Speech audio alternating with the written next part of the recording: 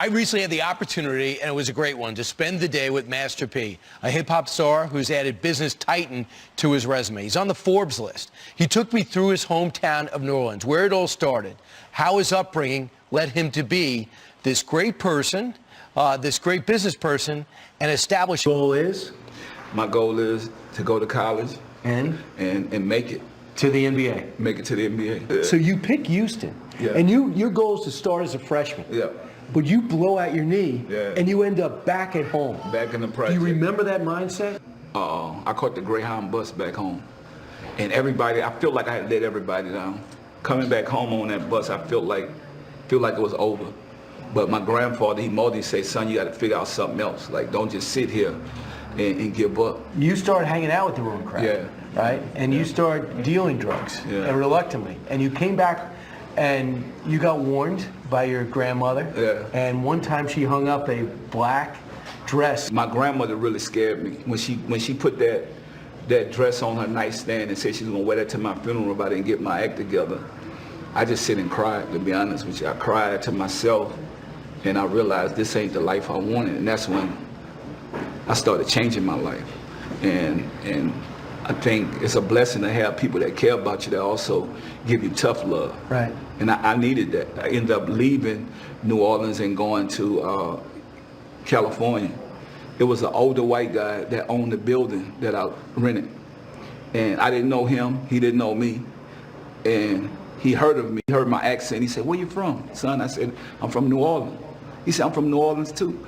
And we smiled and laughed. He said, what you trying to do? I said, I'm trying to open up a record store. He said, you got any money? I said, I got $500.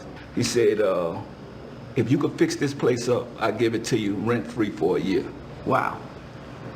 I said, yes, sir. I fixed the place up. We slept in the back of the place. We built it up, and the rest was history. You're married. Yeah. With a kid. Yeah. Romeo. Yeah. And you're sleeping in the back. Sleeping in the back of my hoping store. to sell some CDs and records. You're not a musician. No, I'm just a businessman. So then you become a rapper. Yeah. You convince a recording studio to basically record you for free almost. Yeah. I was able to make Forbes fortune under 40. You want to get other acts. Oh, yeah. And you expand No Limits. I went looking for talent. I ended up signing from Mia X to Mystical to Snoop Dogg. You said that you want to break a stereotype that maybe people have of rappers, that they only care about themselves, they want their own money, they're not good family men. Yeah. You broke that mold clearly. Yeah. They didn't know what you know.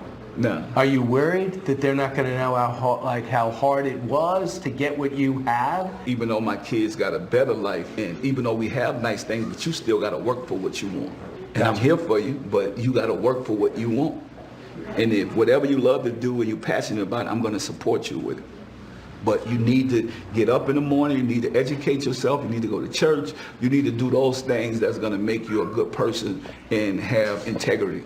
And about right now. And where are you at right now? Where do you think this country's at right now, race relations?